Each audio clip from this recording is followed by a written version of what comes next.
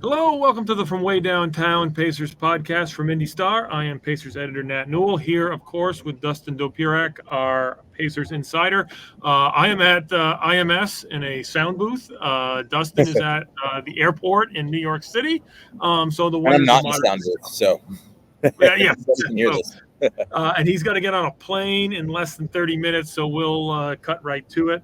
Um, this we'll talk about one of my I guess pet peeves about NBA coverage, which is all that matters is what happened 5 minutes ago, and we cannot consider anything else. Right.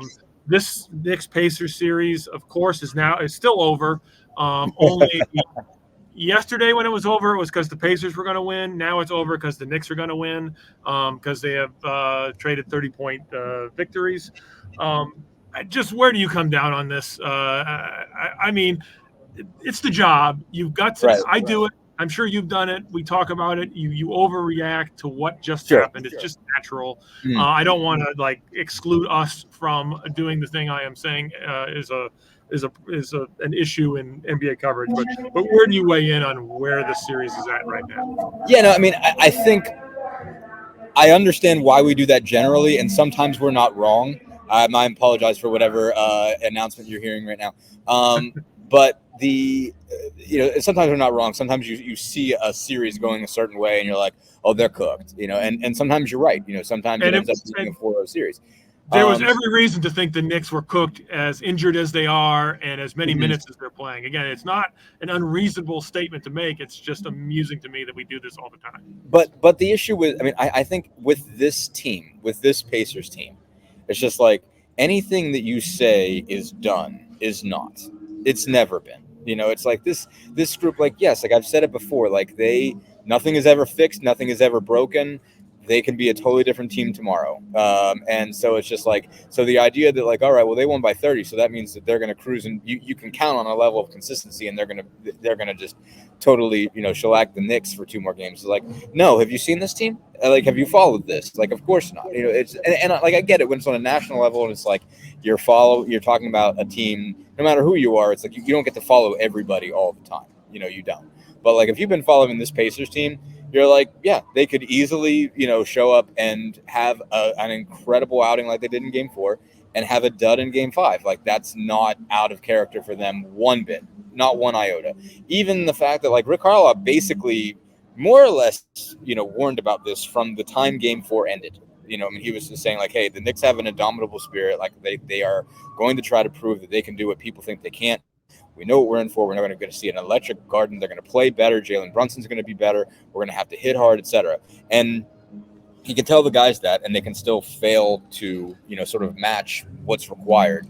But it's just interesting to me that people don't see that this is just who they end up being. I mean, you can't count on them to have 3 or 4 really good performances in a row. They're going to have a step back somewhere in there, and that's still been enough again for them to win 47 games and for them to win a playoff series. And obviously at the end of the day, this is a better team than it's a bad team, but it has step backs. That's just what it does, and so it shouldn't shock anybody. They went up to the Garden and got beat. I mean, I picked them to lose, in Game 5. I'm not good at predictions. I'm usually terrible. But I could, see that the Garden was going to be electric, and it's you don't want to roll this Knicks team out. It's the idea that, okay, they finally had one really bad game, that they're done. No, this team's too tough. Jalen Brunson's too tough. The guy does not stop, and so he's going to be able to carry you to a certain something. Josh Hart is, unbelievable, and Isaiah Hartenstein stepped up and had 17 rebounds. I mean, this was always possible, and so and on the flip side,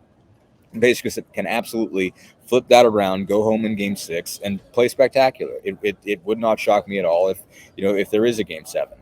They just, they're going to be energized at home. They're going to look at some things they did wrong. You're going to see, definitely a livelier, more aggressive version of Tyrese Haliburton. And that's how it's going to go. And they might win the game. They might lose the game. But, I don't think they're going to go out and get beat by 30 again. You're not going to see a team that doesn't show up at home.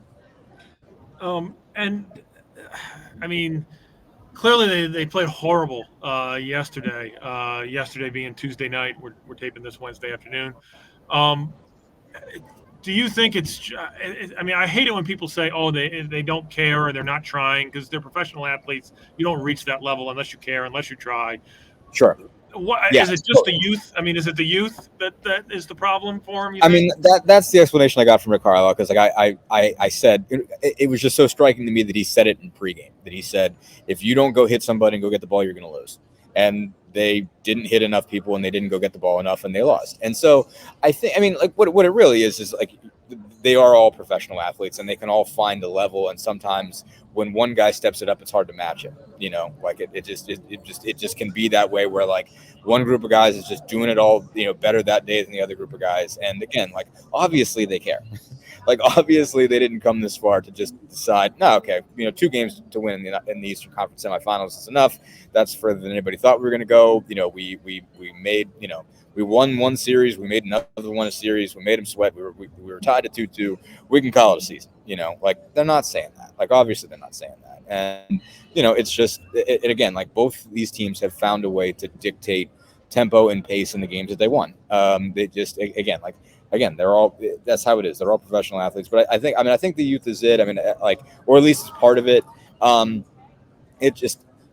a grander scale, they just haven't established themselves as a consistent enough basketball team that you can trust them to be really good 3 or 4 times in a row.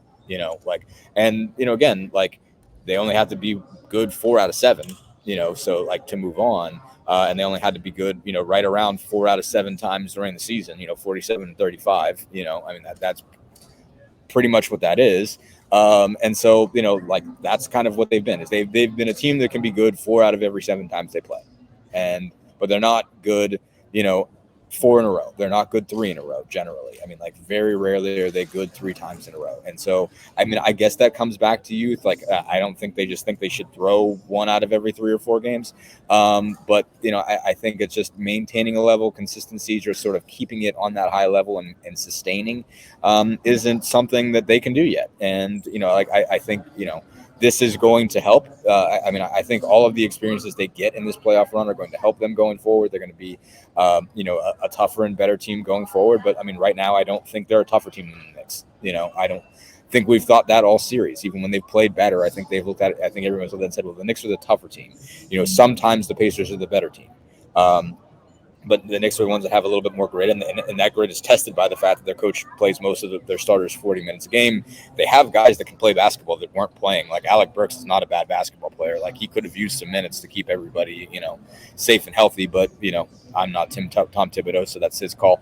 But like still, like it's just I guess that's just what it is. It's just they just haven't developed that what comes with multiple playoff runs, what comes with age and experience, that ability to be able to sustain it and be really good 3, 4, 5 times in a row. Yeah, if we had more time, we could discuss that. Maybe the problem is Tom Thibodeau doesn't play any guys on his bench, and he could clearly. I mean, Achua and Burks have been pretty good when they played. I'm not saying they got to play 30 minutes. You could have played them 10. Maybe OG Anunoby's not hurt now, and but we won't go there because it's not exactly. It's not it's not my job to advise Tom Thibodeau. It's not my job to advise Rick Carlisle either. He doesn't listen to me no matter what I say, but that's okay. And he shouldn't, but still. You mentioned Haliburton's obviously the big story out of the game Tuesday night. I shouldn't even do this because it's one tweet and who cares, and it's Twitter. But there was one tweet that I saw. I wish I don't remember who tweeted it. I'd have to go back and look for it. But it was, hey, Tyrese Haliburton has to take this offseason to figure out what he is. He doesn't want to shoot mid-range jumpers. He doesn't do this. He doesn't do that. It's like, okay, let's first of all, flat out, if you make a list of why the Pacers lost Tuesday night, the number one thing on it from the Pacers standpoint to me is that Haliburton did not play well at all. So I am in no way, shape, or form excusing how Tyrese Haliburton played Tuesday night. He deserves a lot of the blame for what happened. But in terms of we got to wait, he's got to think about it in the offseason. Did the 3 games that happened before last night not happen? I mean, I think he's pretty good in those games. So this is also not this is the 3rd time in the playoffs, I believe. Game 1 against the Bucks, game 1 against the Knicks last Tuesday night. The Haliburton has clearly not been aggressive enough. We don't know the extent of the injuries he's dealing with. Everyone's, as they say, is dealing with something at this point. He's never brought it up, so that's to his credit. Sure. What is it? Just a bad game, or is there something fundamentally wrong with Tyrese Haliburton as an all-star NBA basketball player? I mean, fundamentally is not a word I would use. I mean, I do think that I do think that this is one of those, like, it's not like superhero origin story, but like, I mean, basically, I do think that he's going to go back in the offseason and see what Jalen Brunson could do that he could not. And I think that's important. I don't think, like, saying like you got to figure out who you are. Like, I don't think he's a lost puppy or something like that. I mean, I don't think he's like, but I mean, he's obviously a pass first guy, and in terms of how he makes reads and whatnot, I mean, he's still of the mindset that if they send two bodies at you, you move the basketball. Like, and that's a pretty understandable sort of like basketball IQ thing. But it's like, I think what you see from Brunson is that you say, okay, sometimes you just go like a bowling ball, bounce off contact, and find a way. Like, that's just find a way to get space, and that's sort of your job, is to get a shot, hell or high water. I don't think Haliburton hasn't come to that conclusion yet, for a couple of reasons. I think, first off, again, it's just not always the right basketball IQ play. I think he's still kind of set in that understanding it. And I think Knicks did a really good job on him. I think that's, going to be lost in the idea that like Haliburton just like wilted. Like, no, like Miles McBride got up into him for 94 feet. And a lot of times when they doubled really well. And they did a really good job of rotating out of their doubles to make sure that, nobody was open that had a clear shot, that he was sort of forcing it to somebody on the perimeter to take a three. And those guys aren't Buddy Hield, as, we have sort of talked about in the past. I mean, Ben Shepherd's hit some big shots. I'm not trying to take anything away from him. Obi Toppin the same. But you're not necessarily sending it to somebody who's automatic. He doesn't have Dante DiVincenzo like Jalen Brunson does, and he didn't have Miles McBride drilling threes like Jalen Brunson did. But he's still, I think he was just coming off dealing with two bodies and saying, okay, somebody's open, I better go find him. Like, that's still my job as a point guard. And so he does, I think, if he wants to become the sort of guy who, even when he's getting double teamed, even when he's seeing a lot of attention, still takes 25 shots, then he does have to do something in this offseason. And that requires, I think, a physical transformation. I mean, like, he's admittedly never been a big weight room guy. He's more of one now than he has ever been. And I think he's aware, and I think he was already aware going into last season that he has to step it up in that regard. It is a difficult scenario, though, that he has. He's going to be playing in the Paris Olympics, and I wouldn't tell him to skip that for all the money in the world. I got that question, like, well, shouldn't he just skip it, get healthy? No. If you get a chance to play with these guys in this Olympics, like, that's a once in a lifetime opportunity. If you're one of the 12 people that has that gets that honor, you take it, no questions asked. But still, like, it is going to, change his offseason development. He's going to have to get right into basketball shape pretty soon after the season. He's not going to have a lot of relaxed time. He's not going to have a lot of, weight room time. He's got to be playing in showcases, right around the time everybody else is going to summer league. But if he wants to be a guy who is going out in there and getting 30 a night in the playoffs, he does have to develop at a different level. He does have to step it up a notch. That doesn't mean he's not still a great player. That doesn't mean he's not still an all-star. That doesn't mean he's not still one of the best distributing point guards in the NBA, if not the best. But it's like, if he wants to be a guy that can literally carry a team on his back and put together, string together nights like Jalen Brunson has, he has to develop a body that's closer to what Jalen Brunson has. And so, but that's what being in your first playoffs is all about, is you're supposed to go get in there and figure out what you don't have yet. So on the flip side of saying, like, all right, like, he clearly does have to be a better player to be that guy, you get in the playoffs to find out who you have to become.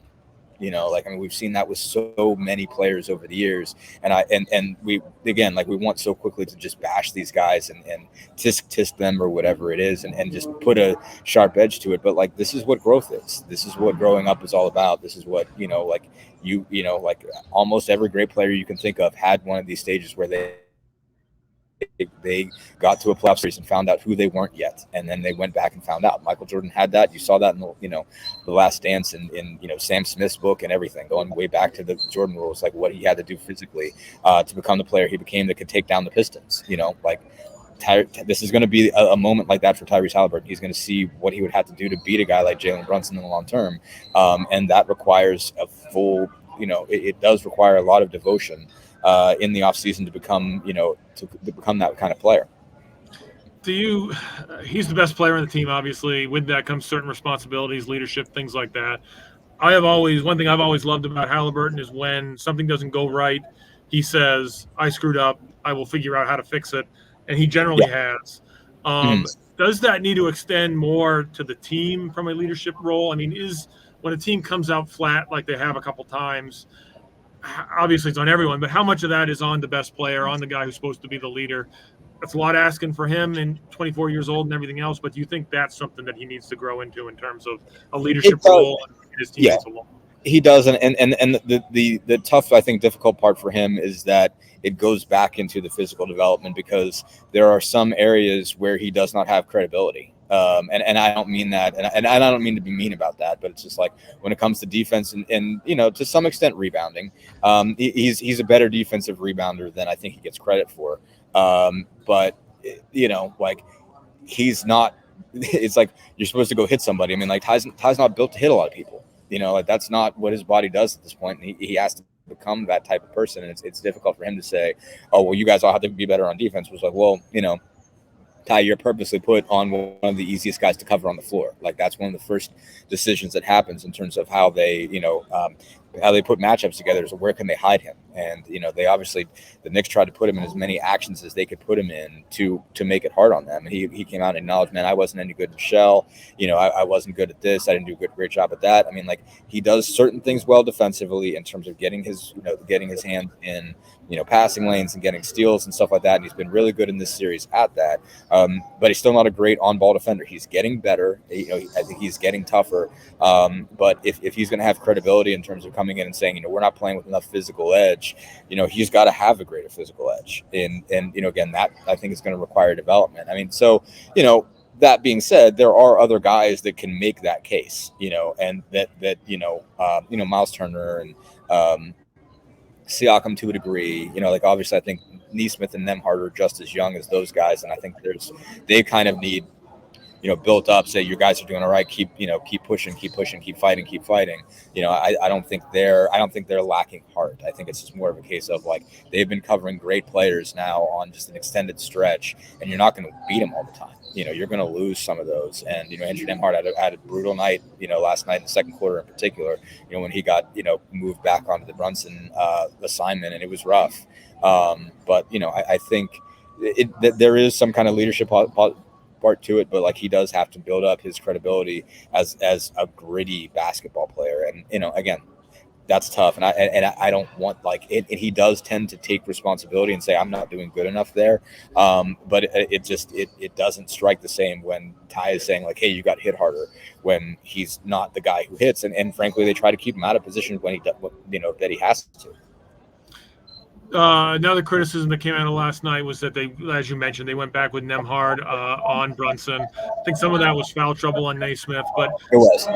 Should McConnell be in there instead of Nembhard? The other thing that struck me in during that game is, and this is looking at the box score, which doesn't mean everything certainly. Nembhard was their best plus minus guy. Again, plus minus can be weird. I don't want to overestimate it. I'm just saying. Everyone, the knee jerk is Nembhard needs to play less. McConnell needs to play more.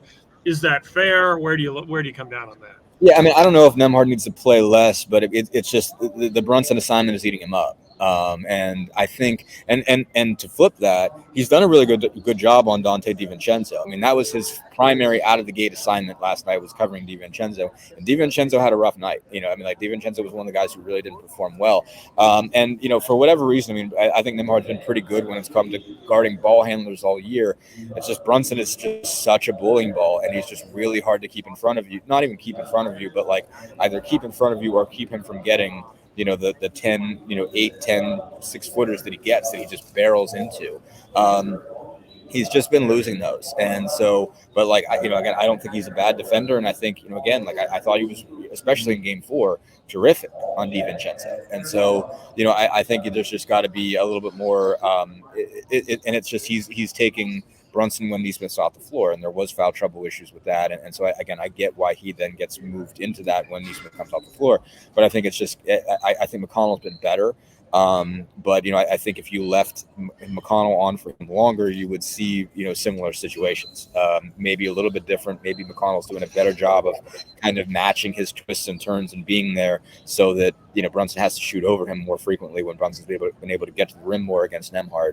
But I mean, I definitely saw Brunson shoot one over McConnell, and McConnell's not a super tall guy, so his contests are only going to be so effective, and Brunson's pretty good at scoring over people.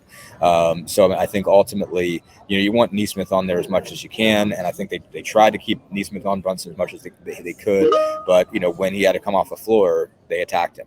So, and they attacked Nembhard and McConnell to a certain extent. So I think that's just it, is just you just at this point say, just try to, keep the number of minutes that Nembhard is on Brunson to 0 as much as you can, whether that's, but you do have to say, then you have to have McConnell or Nesmith on the floor at all times, and you have to make sure that one of the other is on him. What are you expecting? Game 6 is Friday here in Indianapolis. It'll either be at 6:30 or 8, depending on whether the Celtics close out the Cavs or not. They play at 8 if there is no other game. They play at 6:30 if there is one. What do you expect? You're 4-1 on your predictions, so you've already won the first round. Wow. You've won this playoff series, no matter what else happens. What do you expect to see Friday night? I mean, I do think they'll recover, because they just do. It's like over time with this group, you see that, again, like they are good for just a dud every once in a while, but generally when they have one, they recover quickly. And so, I mean, it is going to be competitive. I mean, the Knicks can pull it out. I mean, I think, again, like I'm just not going to bet against Jalen Brunson, with any level of, I mean, I don't put money on anything, but I would not sit here and say that Jalen Brunson cannot win this basketball game. He can. He can just, if he can turn it on, if he can get some good rolls on his shots, whatever, and just get some space, he can hang another 40, and that might be enough. I do think, I don't think they're going to get killed in the board's 53-29 again. I think you'll see them play tougher. I think you'll see, a motivated Miles Turner, for sure, and I think he'll be better. I think you'll see Tyrese Haliburton making more of a point to attack. I think sometimes when they change defensive, schemes on him, when he sees a different guy, he almost has to see it first and then know where his holes are going to be, and attack those when he sees them. So I think you'll see, Tyrese Haliburton score in the 20s at least. And, I think ultimately you're going to see a very real effort, so they might win it, they might lose it. I think they'll ultimately win and force a game 7. With the crowd behind them, that will be enough, and they'll be able to put game 5 past them pretty quick. But, I cannot sit here and tell you that Jalen Brunson won't just will them to a victory anyway.